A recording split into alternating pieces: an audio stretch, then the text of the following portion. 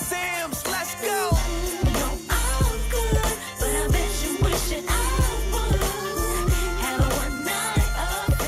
Hello, everyone. It's your girl, Miracle Sims, and you're watching the GSL Talk Show. Tonight, we're going to be chatting with a lady named Rill, and she is definitely keeping it real. It might get a little graphic, so stay tuned. It's a miracle, baby. Shot chill. Miracle Sims, let's go.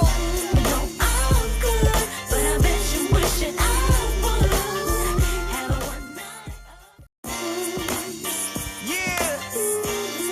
It's a miracle, baby. Shot chill. Miracle Sims. But I'm not the type of girl that goes. Yeah. It's a miracle, baby. Shot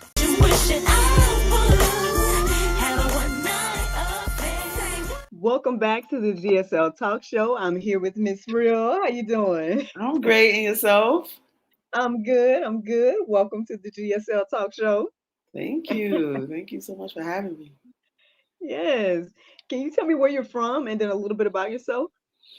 Well, wow, that's a long. Okay, so here we go. I'm originally from Flint, Michigan. I don't know if everybody knows Flint, Michigan became popular because of the water crisis. So I wasn't there when that happened. However, my family's still there. I do visit every now and then. So I'm originally from Flint, Michigan. I'm also I went to HBCU, which is Alabama State. So I was in Atlanta, moving around sometime back in the day. So I also call myself Alabamian, as well as now I live in New York, where I've been living for like 3 decades. Oh, well, see, I was going to ask which one did you favor, but I think we can see which one in the north or the south. Understand? Yeah. But everything has its good, reasons for being there. But yeah, I love New York. I mean, I understand. As an actor, right? People, it's either New York or LA that people talk about the most, and so when debating about the two, I'm like, and it seemed like I always kind of lean towards New York, even before I got a chance to go, and then by the time I got a chance to go, I guess it just was easier to move around there versus the time when I visited California and then got stuck in that traffic that's like a parking lot and all that. I hear. So yeah, it was easier for me to navigate in New York. So I get it. I mean, maybe I'm a New Yorker at heart. I don't know. Okay. Okay, well, cool. Well, tell us a little bit in regards to, we see all these titles that's next to the name Rill. We got intimacy coach, seductress, things of that nature. And so, tell us what's going on with those things. Like, tell us more about you, Miss Rill. Okay, so how did I get to that point? Let me tell you something. When I was young, like I was always attracted to like really like sexy women, not in that way, in an intimate way, just like the look of it. And I also, I remember being like I believe, damn, this could have been like the 7th grade, having conversations with your girlfriends. It was like, what would you do? You wouldn't want your mother to do. And everybody said what they said. I said, I'll be exotic. I'm going to be a stripper. You know what I'm saying? And of course, I became one. Okay. When after leaving Alabama State, because, was one of my best times in life. You know what I'm saying? For real. After that, I came back home and I was home for a while still, as you young, 20-something years old, trying to figure out like, what am I doing? So I was like, you know what? I'm moving. I'm going to New York. Because actually, I really am a dancer, a born dancer. So I moved to New York. And when I came here, I instantly got into that world. But not only was I in that world, see, I don't know how it is now, how the ladies do now. I had an agent, you know what I'm saying, who sent me out. I was going all over. I was everywhere in New York. I lived at the time. First I started in Harlem, then I lived on the Upper West Side. So I was all over the boroughs, Connecticut, Long Island, like Staten Island. I was everywhere, and I made a lot of money. So in the process of me being in the business, so I was in the business, and I really don't know how this happened, but I met somebody who was having swinger parties. They was like, yo, you got like a nice personality, but you like the host? And I was like, what you mean? What you mean when you say host? Like, I mean, I ain't partake it. And they was like, no, but you can just host. Just like, it's like a waste, like a host like at a restaurant. So I was like, okay, but you have to dress the part, which I have no problem doing because I'm already in the industry. So went there, and I don't know, that floodgate just opened. Then I found myself hosting. So many people was hiring me because so many parties be going on, and I was just all over the place with that too. From there, in the midst of me being there, I met, because you're in that world, you meet so many different people. So I met this guy who was having who was doing his first pornographic film. So he said, even there, they was like, yo, I was the best dressed person in it. Oh, I'm also, well, we'll get to that part. I'm also a designer and a fashion architect. I'll talk about that in a minute. But so he was like, yo, we need wardrobe. Do you think you can help us, right? And I was like, yeah, of course. So I don't notice these people, and mind you, like, it can be, you can meet some shady characters. Of course, I came equipped. I had something in the back of my pants. I had something in my the bottom of my shoe. I had something in my pocket, just for my protection, because I don't know these people. You understand what I'm saying? Mm-hmm. So, but come to find out, like, they was genuine, and they was, starting a new thing. And I did maybe like 3 other pornographic films where I was the stylist, as well as a fluffer. A fluffer, just if you don't know, so you get tossed in so many other things. That's for the guy who is happy, because people think that it's easy doing a pornographic film. Because I sit there and I watch. And I've seen a lot of sex because the whole swinger parties. If it's a sex filled environment. So the guys on the set for the films, they would have problems keeping their penis up. So they would hire some girls that on the set or whatever, or hire somebody else, and like she keeps him motivated. So I don't know how everybody else did it, but I did it like through dancing, like just seducing him, like not necessarily touching him or anything like that, just allowing the man to use his mind as well as looking at my body to get himself stimulated. So that's and because of all of that, I was sit back. I'm very observant, and I just watch women, and I was like, first of all, a lot of women don't know how to walk in heels. Is heels difficult to walk in? Yes, they are. Are they uncomfortable? Yes, they are. But a lot of them don't know how to walk in heels. So I was like, I know I can teach them how to walk in heels. Definitely can teach them how to dance. You know what I'm saying? Because I know, like, some women have struggled with being sexy and feminine and tapping into that, especially when they're being intimate with their partner. So I was like, I definitely can help them with that. And also teaching them how to stimulate their partner, not only in the bedroom as well as out of the bedroom. See, within the bedroom, not only do I teach them, like, show them certain things that you can wear. Of course, everybody pretty much know that, so they say. But the character that goes along with it as well. Like, you have to tap in to whatever character that you're wearing. Like, if she's dominant, if she's submissive, is she foreign, like she don't speak, like that type of thing. So you have to so that's how Seductive Art started. But in the midst of that, so I was doing a presentation for this lady. So I only had the visual stimulation, and I had ESS, that's the Erotic, Sensual, and Seductive Dance, right? So I'm teaching them about, tapping into the characters and different clothes that they can wear. And then I went into teaching ESS, the Erotic, Sensual, Seductive Dance. So after that, she was looking at me, she said, you're not going to talk to us about sex or anything? And I was just like, no. She said, well, you should. So, and then when she just opened up the floodgates, and I was like, okay, I started studying, already had some knowledge from just being in the industry and from just talking to people, especially a lot of men. Lady, I know y'all don't want to hear, but a lot of these men, the stuff that they tell me, seriously.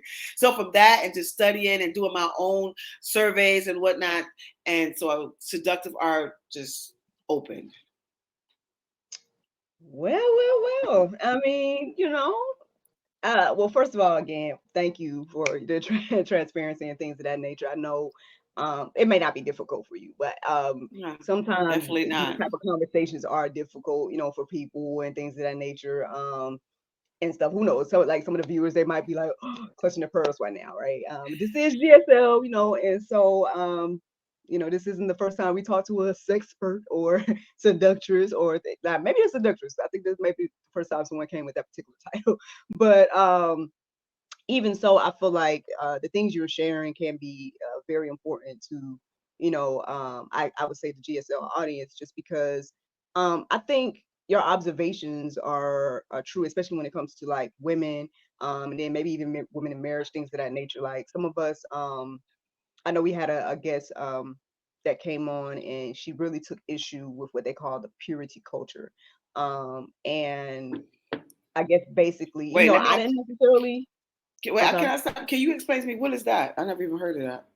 Oh, okay. Yeah. So apparently, there was a particular time or some years that Christians would really, really push on like the teens or whatever at the particular time about remaining pure and things of that nature. And so I never experienced it. I heard about things or whatever. I guess they maybe What they mean when they pamphlets say or that? workshops. Like they're not having no sex? Right. Yeah, like they would like Ah, try to encourage them to be celibate and things of that nature. But and which I don't that I stand by, again what the Bible says. So I mean, I'm not in disagreement with that, but I'm just saying, but sometimes that comes with when people are, for example, sharing that or make you feel like, right, that sex is bad or whatever, like when you do get married or when you do get to that point where you're like, okay, now you're supposed to have all you're supposed to be free in this area. I believe that a lot of people, and maybe women in particular, they struggle with like relearning that, okay, well, sex is not bad, and all these different type of things. So I think someone like you or someone um that is kind of addressing these things, like then I think people start to either tend to come like either see these workshops that you're doing or things of that nature too, then I guess tap into, like you said, I guess the feminine wiles or whatever that might be. And so I feel like you have a lot that you could share with us today in regards to this conversation. I would say maybe specifically for those women that are struggling in that area. I would say married women or whatever the case is, because again, that's what we promote here. But still, I mean, I believe that I can understand how women in general and then married women are struggling with the things that you've already mentioned in regards to just being okay with our femininity or being okay with, you know, um, again, that transition between what they might have been learned in the past and then like what they need to tap into now as a wife and things of that nature. And so, um, I mean, hey, I guess there's more for us to learn and hear from you, Miss Real. I mean, um, so I don't know. So kind of explain to us like I mean, I know you kind of already did like, so you got into the arts of and things of that nature. Um, but say someone is going to come to you for your services, like what are you aside from walking and things of that nature, like so what does that look like, and what do people come and learn, and what are you offering? Like I said, so with Seductive Art, that's the name of the service. Okay. I teach visual stimulation, Mm, how to visually stimulate. We already talked about that. mhm, Then we also Rill Sex Talk. Whatever y'all want to talk about, we put it on the table. I give it up to, like, if someone wants to hire me, mhm, I'll put that on the table. Like, it's totally up to them. Whatever they want to talk about, we can talk about that. mm, They have 2 to 3 that they can choose from, because because sometimes like we can get in the conversation and it just go on and on and on. I'm So sure. that, and then we tap into the ESS with the Erotic, Sensual Seductive dance. Not only do I teach them Mm, how to walk in heels, but also just movements, mhm, because a lot of women have problems with like just learning how to move feminine. Now a lot of mhm, people want to talk about twerking. Twerking is not a bad thing. I think mhm, now I do that as my exercise regimen. You twerk the 3 songs, your legs will be so freaking strong and sore, especially if you don't work out on a regular. It's in that position and just down like that. mhm, And also, like, a lot of people give like twerking a bad name because they don't even understand like the dance history. A part of mhm, I don't know. Some black people say they're not from Africa. Okay, I ain't talking to you, but the other ones that that is associate themselves with the origin of Africa. There's dancing, because I'm also a dancer. Like I said, I'm a true dancer. God bless me with that. You know what I'm saying? So there's dances in Africa. This one dance that I particularly love, it's called Jodong and Lawosodon. It's about us being enslaved and then we become free. And while we're enslaved, the rhythm is and everything is in your pelvic and in your hips and booty rolling and things of that nature. So it's not a bad thing to be able to do that. So just know the origin of like dancing and whatnot. And also from Haiti, from the Congo, I can just go on and on. But what somebody would learn from me is to understand and realize that we all are sexual beings, and there's nothing wrong with you tapping into your sexual side, because we're like I said, we are all sexual beings. And sex feels good, people. That God made it that way. You know what I'm saying? Although some people demonize it, unfortunately. You understand what I'm saying? But it is to be, it feels good, and it's for you and your partner to share, or your other partner. That's if y'all into that. I ain't judging nobody, do you? But to be able to express themselves and to let go. I heard this one lady had told me, she said that now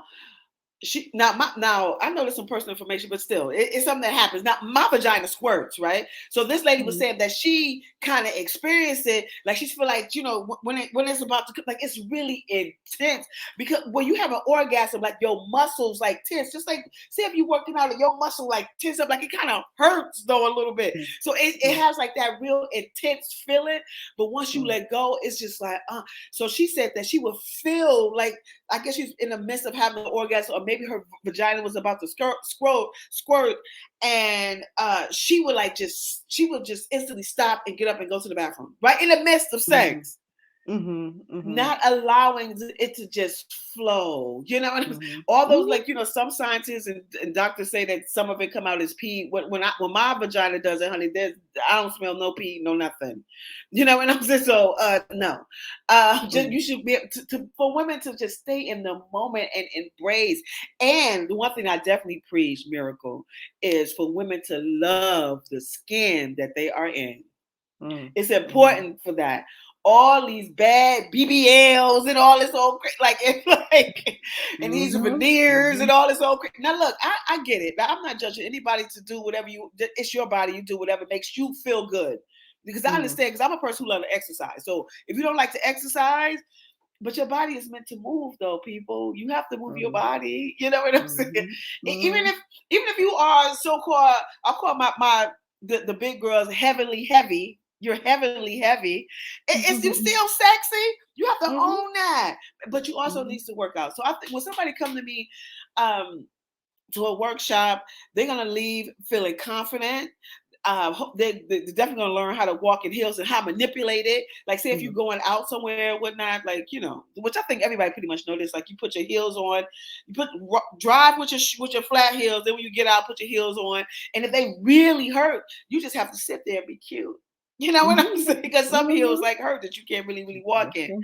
So just the confidence. Like my mission is for women to be confident within their own skin, to embrace their sexuality and their femininity, and have really great sex when you have really great sex, and stay in the moment and get out of your head. I mean, yeah, I agree. All those things are definitely important. So would you say you have more one-on-one sessions, or do you do more group sessions? I'm planning a workshop, so I'll be planning workshops here and there. So I do like a lot of, sometimes I do some private. I have had some people who ask for private, and I do a lot of groups, like if they having a girls' nights out event or bachelorette parties or different organizations, you know, would hire me and that nature. But as far as private, I don't get too many, but I have had some private. Okay.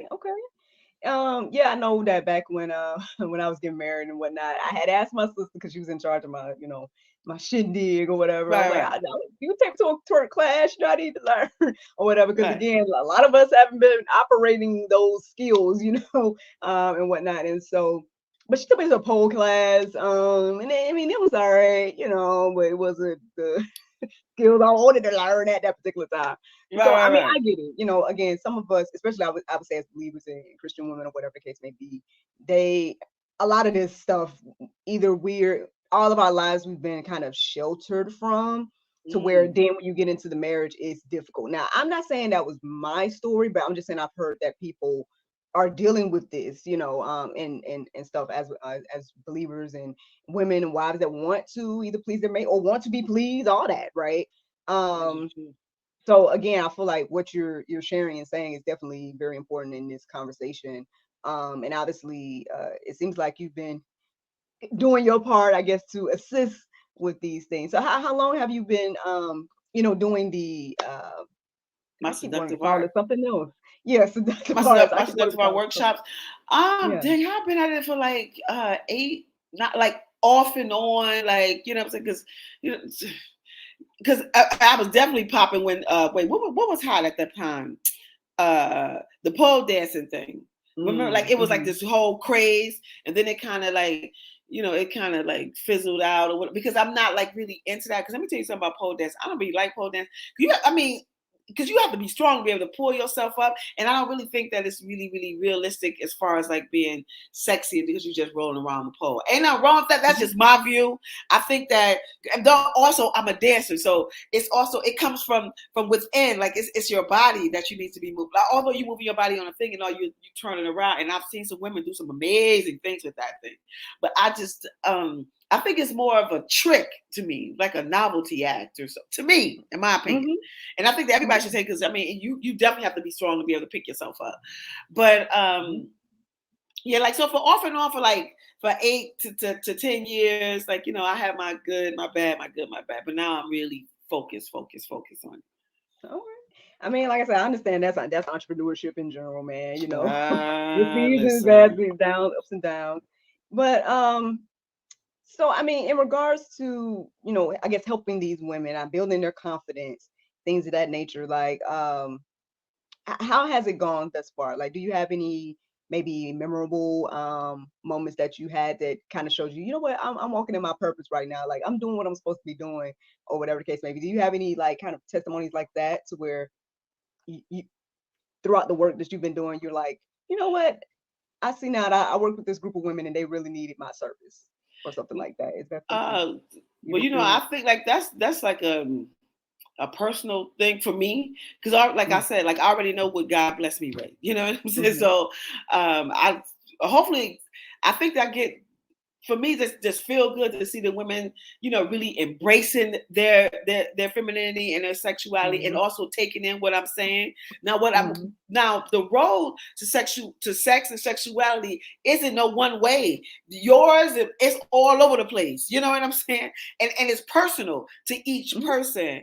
But my aha moment is just that, you know, I know that this is what God blessed me to do. Like I've always, as a kid, I'm not like I remember, yo, around spirit. My aunt, you know, she had passed on. She with me in spirit now.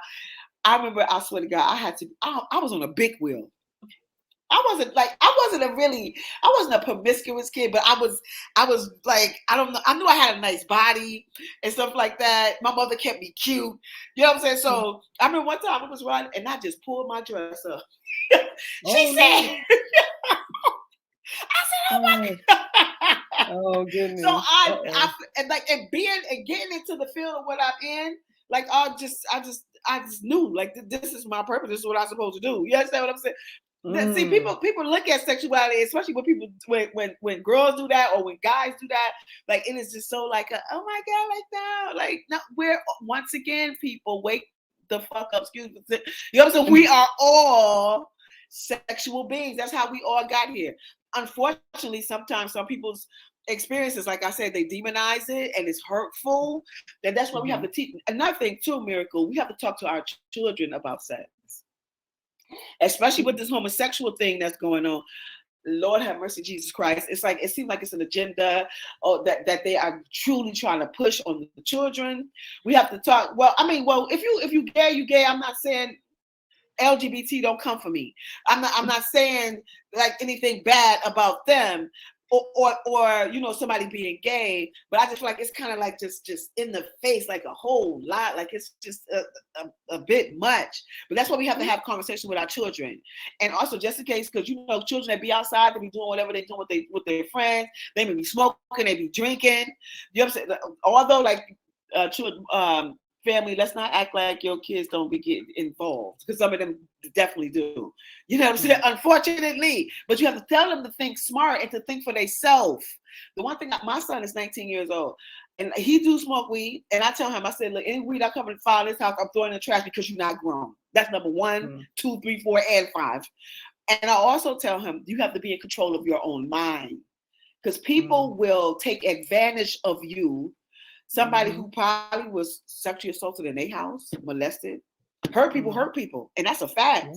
It's just a cycle of sickness. But the way that you can guard your child and also yourself is to always be in your right mind, especially if you're doing any type of recreational drugs, if you're drinking, whatever, always be in your right mind, because people will take advantage of you. Now, you just asked me, I didn't have an answer for it when you said, like, was there a moment where it was like, but I know that I'm in my divine purpose.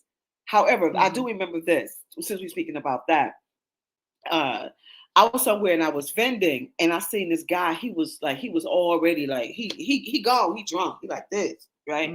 His friend, because I'm observing, all I do is watch. I just watch, and God be talking to me through a whole bunch of things. You know what I'm saying? So his friend kept on trying to give him a drink, and I'm just looking at this dude like, he either is trying to put his penis in his mouth, or he's trying to have sex with this dude. Because why? And this your friend. Why you keep trying to get this dude some? Why you keep trying to give him some drink? Either that, or you trying to rob him. Like, what are you doing? It was some no good. That's why I say, people, you have to talk to your children. Like, seriously, we know we don't want them doing any drugs or anything. But you have to tell them, always be in control of your own mind and think for yourself. You do not want to be so intoxicated to where you wake up and people taking advantage of you. Y'all done seen it where the girls be like, and the dudes and the guys. It's insane. So that was one of my, well, I wasn't actually teaching them, but that was a moment that made me look like, you definitely, because I didn't have my son at the time. I was just like, we gotta teach these children how to, and we definitely gotta talk to them about sex and sexuality, and don't let nobody pressure you into anything. That's true. I mean, I definitely agree. We've had several conversations here. Hopefully, yes, to warn parents about, having these conversations with their kids and different things of that nature. And I agree, there's a lot that's going on these days. I mean, like I said, I have a 5-year-old now, and me and my husband, we're going to pretty much kind of homeschool and things of that nature, because I just feel like it's just a lot going on. Like, I feel like it's much different from what I grew up with and stuff like that. So I'm with you in regards to all of that. And like I said, we have had guests to come and, talk, share their human trafficking stories or their molestation stories and all these different things. And I feel like, and maybe this is just getting to the spiritual side of the situation, but I feel like a lot of this is geared towards the kids, because they are the vulnerable minds, right? They just soak things up like a sponge, to where the enemy uses these things to just infiltrate their minds at this young age, to then go forth and, I guess, do whatever other work that he is trying to do. And it's just, it is very unfortunate and stuff, but I think the more that we have these conversations and expose these things, and and just be open and honest about, again, the ups and downs of these things, yes, with our kids, but just even with each other, I feel like, that at least, maybe, one more person can, get, be more aware, right? Be more aware. I mean, I can't lie, man. Even over the past few days, I've been seeing, missing person, missing young girl, missing young boy, missing. And it's real out here. Like, people are really taking advantage of people. People are snatching people up. People are, doing these crazy things. And maybe like you were saying, you might was getting ready to witness a trafficking situation. Let's keep getting this person drunk. And then next thing we know, that person's on a flyer. Like, yeah, so we got to be more mindful and stuff. We know that the Bible talks about that, about, being sober-minded and things of that nature. I know, again, there's a lot of things that people take issue with, but I think I feel like a lot of the things that's in the Bible is kind of for more so our protection and just as like, hey, here's a warning about these type of things, because, you know, again, if someone is sober minded, then, you know, they're not easily as taken advantage of, like, you know, maybe they'll be strong enough to kind of fight someone off or whatever the case may be. And so I don't, again, like sex or even like having a glass of wine, like none of those things are quote unquote bad. But when you're overindulging and you're doing too much, and then now you've lost your mind, and now, you know what I mean, and all these different type of things. Now you're not coherent. Now, you know, somebody can easily take advantage. And I know we hear all kinds of story all the time about, you know, those type of things. And then not that, and then when you talk about the kids situation, I mean, I think the thing that I don't like right now is this idea of people saying like, oh, it's like giving or saying or giving the impression that kids can make that type of decision or have that type of choice. Because I'm like, what, like, I don't know. I just don't feel like babies choose to have sex. Like, I don't think they, you know what I'm saying, are thinking about those things. You know what I'm saying? Like, I think that, you know, so to give the impression that like a 3 or 4-year-old or whatever is responsible for like making a decision to Oh, do that's something sick with as hell. Somebody adult, said or something like they're that. molesting those kids, and then you're like, oh no, they kind of chose, they let it happen, or what, you know what I mean? Like, that's the kind of impression that I feel like is happening now. And it's been happening over years. I'm not saying trying to act like it's brand new now. But those kids, they grow up and they struggle. They're like, well, did I make this happen to me? Like, did I? Matter of fact, I want to say, I guess I spoke recently, you know, was kind of sharing about some things that had happened to her when she was younger and stuff. Or even I heard something about unfortunately a minister had did something to a young girl and things of that nature, where, you know, and then these girls and these people, they grow up thinking like it was me, it was my fault, you know. And so we've got to just keep having these conversations and try to expose this stuff, and so hopefully more people can be aware, more parents can be diligent about their kids and more focused, and you know, preferably kids will grow up to know, okay, like you said, like I have my own mind, I don't have to be, you know, peer pressure and all the different things, because yeah, it's crazy out here, it's crazy out here, it's real. It surely is. But I Yeah. think anybody who have sex with a child like that, like as a 3-year-old, like you just fucking sick. Like something wrong. Like you need to be. I don't understand it, I don't. These people they probably been molested or something, and they done did. And Right. then another thing too, like you know, my son, I had to tell him, you know, because you know his penis getting hard. Like, I mean, he been playing with it ever since he was little, but and I've been talking to my son about sex ever since. Like, he knew about condoms, like all that. And I was so proud of him. When the first time he had sex, he was in the 7th grade. I couldn't find him. He wasn't, you know, mind you, we lived in the Bronx, like deep in the Bronx. He was going to school in Harlem. And at the time, he was like, Mama, stop picking me up. And I was like, you know, and I was just like, okay. So I stopped. Normally he come home at a certain time. I was just like, nah, I'm nervous, I'm scared. He come home, run. He was just like, Ma, I just had sex. He said, I didn't have a condom. I had to come all the way home to get a condom and then go all the way back to her house. So I was like, you know, I was really proud of him in that instant, because I had conversations with him. You're not ready to be no freaking parent, because you know you have sex. If you have sex unprotected, you can get this girl pregnant. There's STDs, there's HIV. You don't know what. I mean, I'm not saying that whatever, but I'm just saying. You know what I'm saying? Yeah. These are things The that can consequences happen. too. Yeah. So yeah, but you know, another thing, like you said, like young girls are thinking about sex. I mean, because like I said, we all are sexual beings. Some girls may get it later than guys, because guys, like, you know, they got their penises right there. As soon as they touching it, we don't touch ourselves so much. It took me a minute to masturbate with my hands, to touch myself. My first time, no. Actually, no, I was masturbating a long time when I was little. I used to pump my pillow. You know, like a girl learned about it because, you know, my mother never told me nothing about sex. Like, I don't know, it was between my legs and I felt it and I was like, this feels kind of good, right? And then every night I was humping my pillow, like, I'm serious, like, and I had to be, I was little, like I was in elementary school, but I wasn't having sex with nobody, you know. I wasn't like a super promiscuous girl. The one thing my mother told me, and I remember I was playing. Now I say DOLL, I say doll. Y'all know I'm from Michigan. That's how we say it. DOLL. So I say down. We say down, right?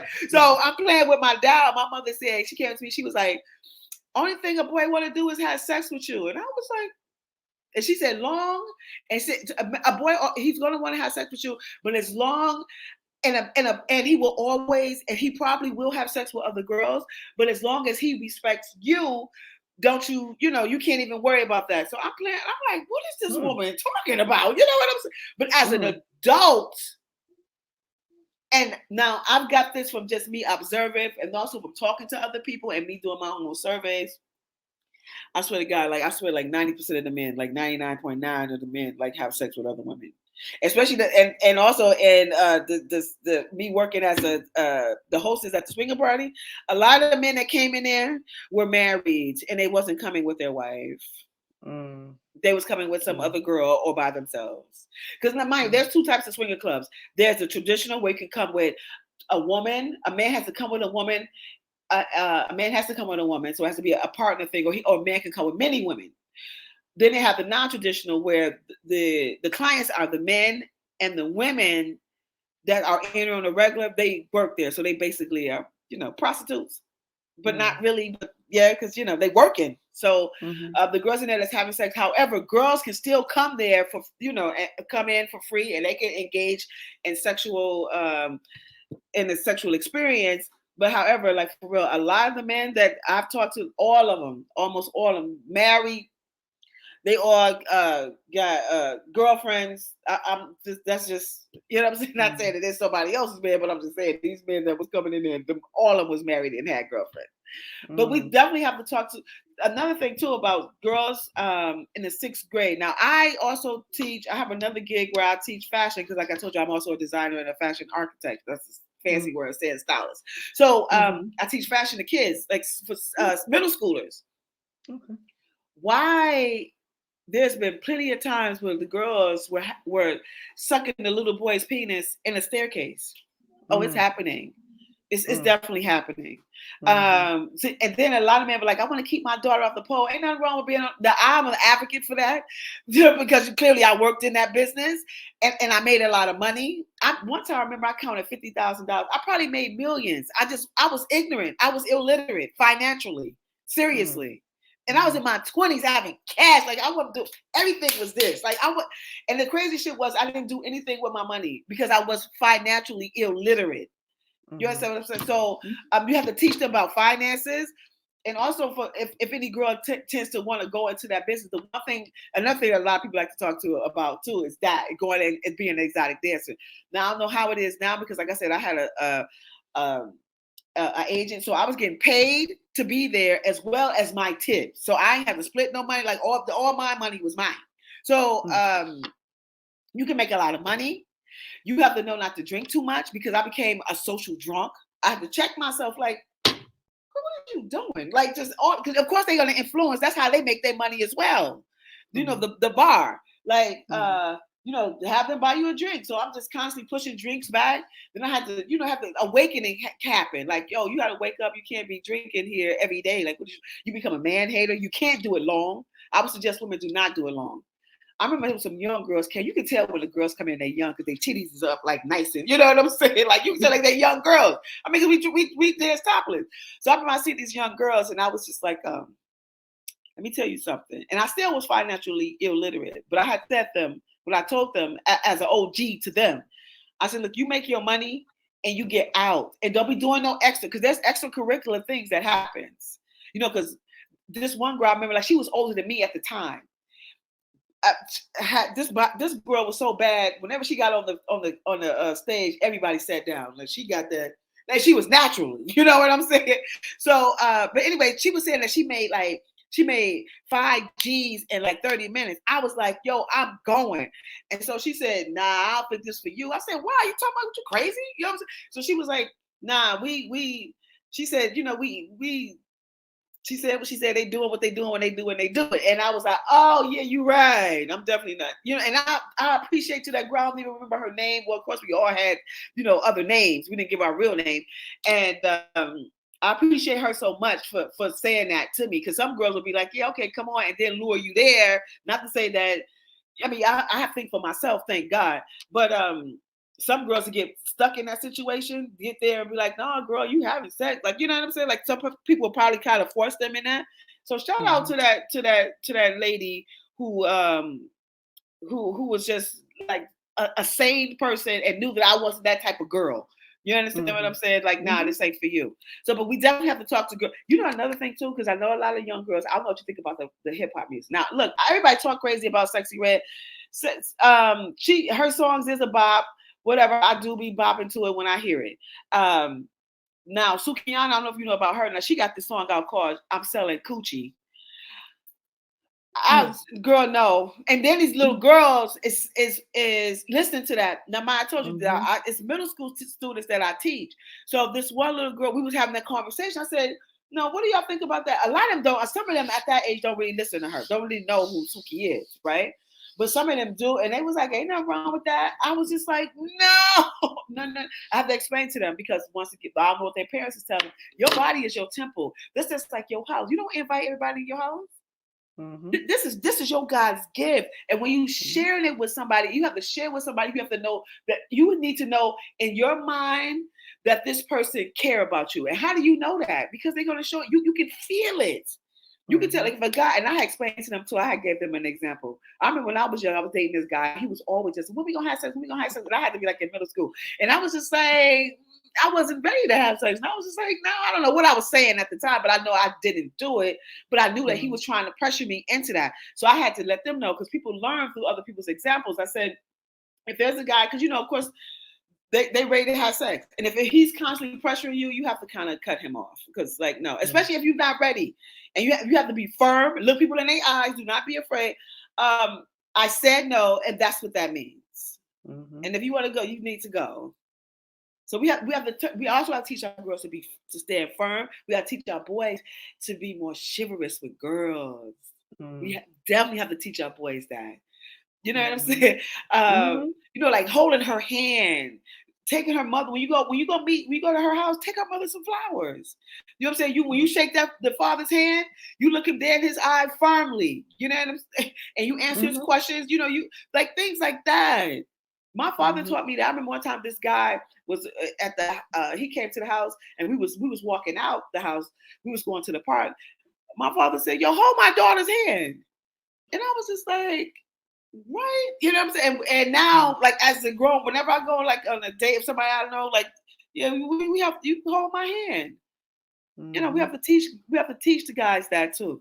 Then, you know, another thing too, I'm opening up to, because we just can't be having sex and it be one-sided for the women. Because a lot of men don't know like either. They suffer with their own insecurities as well, especially when it comes to penis size. The one thing I tell men, if a woman loves you, she loves your penis size.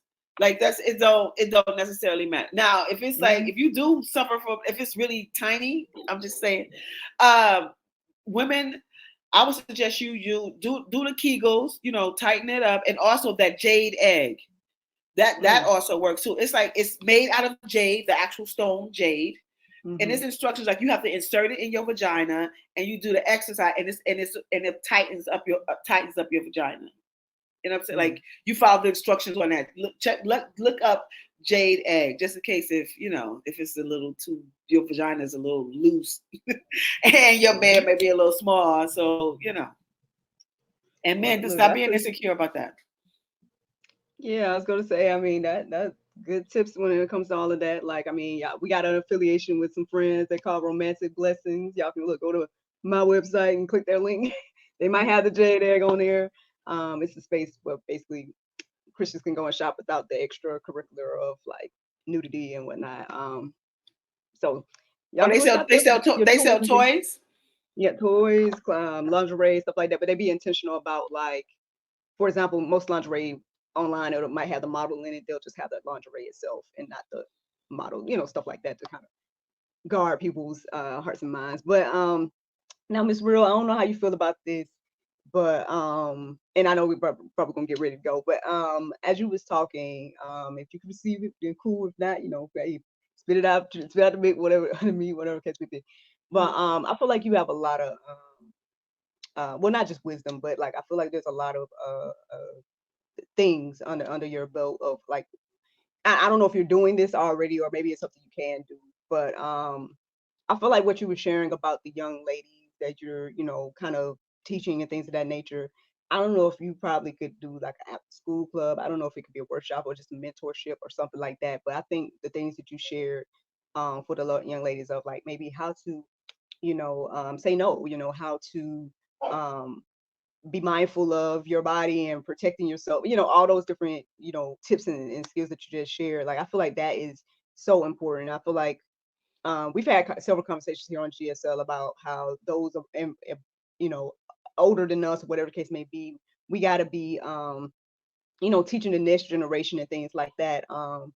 Because you're right. I mean, if all they're going to hear is like the Sukiana, no shade to these people, I don't know them personally, but if they're going to be listening to like again the Sukianas and the things that they are sharing and stuff, then the things that you said, I don't know if you witnessed these things, but the fellatio and the stairwell and things of that nature is results, right? But if we, I say as believers, if we take on the mantle, but then also I think even you or whatever the case may be, if you were someone that you've been in this life and things of that nature, I feel like young girls probably respect you more, right? Or respect they will respect you telling them more than me, or you know what I mean, or someone else, because they're like, oh, you've been there, you've done that, so and I feel like we all have done that, right? We always like gravitated to somebody that actually experienced the thing that we're either thinking about experiencing and things of that nature. And so who knows? I feel like maybe, I don't know, I feel like there might be a mentorship workshop, and I don't know, for the young girls or something That's a like that. good one. That's a good Yeah, one. I I like think that that. I that never might be thought something about you could, that. think and pray about and stuff, because it's needed. It really is needed. Like these young girls, because that is the influence, the girls hearing things like that and thinking like, oh, all of those things are cool. When really they could just be focused on their education. You know what I mean? Let's focus on, getting to the next level. Let's focus on financial literacy. Like, let's focus on, becoming a wife and things like that, and then having all of that good fun. Then, like I just, we know, we can see all around us all the results of not educating our younger generation. So you're right. On one hand, they're pushing all these different narratives, all these different ideas. So the least that we can do, I feel like, is balance out the conversation, and that's what I try to do here on GSL. But I mean, all of us can kind of do whatever our part is to do that, and then at least people that have a choice at that point, right? If they came to your after school program or your workshop and they heard what you had to say about, hey, this is what I witnessed, this is what I saw, this is, I know you might want to do this, you might want to do that. I would probably tell them not to do it. But even if you're like, but if you do, you be safe, whatever. I don't know. You can let God lead you on how to do that. But I just think that might be something that you might can consider. And I know you said you're about to do something with the men as well, coaching with that and whatnot. So who knows, man? It sounds like this is about to expand for you, man. Oh, thank you. I This truly appreciate this what that. you're I like the doing. positive energy. Yeah, and I hope and pray that well, that God will continue to, I guess, use it for His glory and things of that nature. Because I feel like the conversations are Thank you. definitely needed. Is there anything else you would like to share with us before you go? Well, and also like the guys too. We just can't focus on like the girls. We also have to teach the young men how Yeah. to interact socially with the girls. Like when you like a Mhm. girl, like I'll be outside and I'll be working out. I'll be seeing little boys like hitting little girls. Yo, what you? And I'm the type of person, I'm always saying stuff. I get involved. I'm not Mhm. one of the people who like see something and act like you don't see it. Like Mhm. no, that's not how you. Don't play with her like that. She's a female. What are you doing? Like, Yeah. I can understand like y'all playing, but it was like a little too hard. We have to teach Mhm. guys how to interact with the girls, Mhm. and also to show them like when you like them. And also another thing that men have problem with, like just the male species, period, and that is rejection. How to handle that? Because some of them get Mhm. mad. My brother said that one time he was somewhere. He was like, she was a nice looking girl. They was in the store. The dude asked for her number. She was like, no, I got a boyfriend. He said, why? The dude turned around, picked up a bottle, and bust the girl upside the head right in the store. Wow. And ran out the store. So like, Mm. did you? I don't know if y'all heard about just recently here in the Bronx. Unfortunately, this girl was unalive. This guy was trying to holler. She was like, no, whatever. The guy, he know her from around the way at the bodega, closed the door, locked the door, thought the dude left. He did not leave. He come back around, and why he unalive this girl? That's because of these drugs. I believe he had to be on drugs. Or then again, it's a whole bunch of people who got mental issues. Listen, let me tell you something. I know we're about to go with Miracle. I think that everybody should. I did like a video on it, but people need to watch it. It's called It's a documentary on Netflix, and it's new. Tell Them You Love Me. It's about this disabled man. Like, I mean, he like disabled like this. Now, I'm not trying to make shape, but you know what I'm saying? Like that, like to where his eyes were like that. He can't walk, any help. Why they had this therapist? She's Caucasian. This little boy is black, young man. And she's also was married to a black man. Why this be just said that he done said that told her to kiss him and she done kissed him. Now, if you see, I'm not trying to shade, but if you see, you'll be like, only a white woman would do that. I swear to God. Yo, she kissed him. She said she kissed him, and then like she was having sex with him in her. Y'all, please go and watch that. And I also want to talk about that, like people with disabilities. What do y'all think about them and having sex? But I think that this woman possibly took advantage of that young, and that be happening too. I had a friend who had her sister was disabled, like she was nonverbal, and while she came, they would send them to them schools or whatever you call. I don't know wherever no, I don't know, but send them there. She came back while the girl was pregnant. That's so sad. Like I hear even the elders in the elderly home. Like sometimes it's just.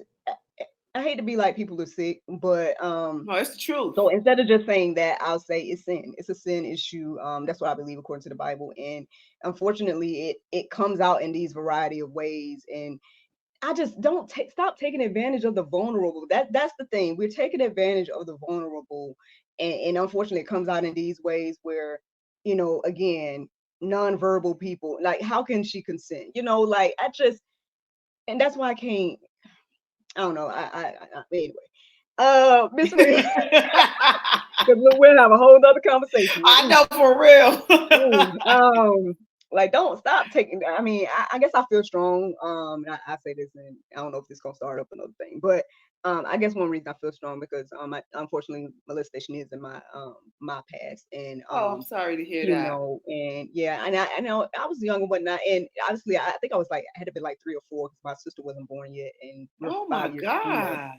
and now the great thing about my situation, it wasn't not say great like it's hot, you know, awesome, but right, I understand. I wasn't raised or anything like that, and I know people, you know, they had that experience, and my situation was with a female, so. But my whole thing was still being introduced to kissing, touching, all of that stuff at that young age. Obviously, now I feel like God is using it for His glory, you know, because now I'm doing things like this, right? But I did have to deal with a lot of things mentally, right? I did have to deal with, you know, masturbating throughout the rest of my life just to go to sleep, things like that, or, you know, there's a lot of, you know, I didn't have like I guess a horrible experience to where, because sometimes it's traumatic for people to where they're like, you know, so my situation wasn't traumatic like that, but it was something that I still had to deal with the rest of my life, you know. And so I just wish people would just leave kids alone, leave the vulnerable people alone, the elderly, the handicapped. Like, why? I mean, I don't know why. Maybe somebody's turned on by that type of thing, but I don't understand it. But hopefully nobody's listening to the sound of our voices today. But if you are even contemplating such things, Lord, I just pray that, you know, you rethink that, and because it does matter, it does affect these people. Like, I can't imagine this nonverbal person not being able to say what happened to her, and now she's pregnant, you know, and things of that nature. Or even the gentleman, like you said, with, you know, the Netflix situation, or even the young child like that, you know, is anyway. So, but hey, I'm here doing what I do. I'm good, you know. I'm glad to be here. I'm glad we met, and yes, I'm glad to hear that you are, you know, encouraging and inspiring women to, you know, be more confident. And, you know, I'm looking for you to come on back and look, share with us whatever else the Lord has you doing. Look about these workshops and stuff. I see it. It's coming. I want to say. Oh, thank you. I think it's gonna be good. So and next thing you know, who knows? You're like, girl, let me tell you what happened. I got about 10 workshops now. Right. For the youth. I don't know. Right. Come on back and give us an update. But yeah. So how can the people get in touch with you with things of that nature? You can follow me on YouTube at Rill Seductive. That's RILL Seductive. My website is down because I'm like rethinking. I'm gonna have it back up the first week in July. Rethinking, rebranding of the direction of where I want to go. So that would be I'm also, if you are into erotic fiction, I did write a book, my first book. It's called Quickie and 7 Short Erotic Stories. It's an ebook form only. So I don't know that you can. I don't know how. It's such a long web, but it's on Smashwords. The name of the book is called Quickie. I'm also a designer / fashion architect. The name of my brand is Rill Nice. I have some things on Etsy under Rill Nice. That's RILL Nice. I still just have my winter stuff. I'm about to switch it over. I have some hoodies and a crop top tee, which I'm about to switch over, because I don't know what the weather like here. Today it's supposed to be really, really hot here in New York. But so I'm doing that. And I'm also planning a fashion show for New York Fashion Week in 2024 in September. So so follow me. You can also follow me on Instagram at Seductive Rill Is. Whenever I say real, it's spelled like my name, RILL. So that's Seductive Rill Is. Twitter, but Twitter is the devil. Do anybody know that? Yo, oh Lord, that place is the devil. But it's a good place for me to post my thing. It's under Rill Oji. That's RILLOJI. If you want to follow me on Facebook, same thing. Rill OJI. All righty. I really appreciate you and your time. Thank you so much for visiting us. Yeah, no problem. Have a great rest of the day.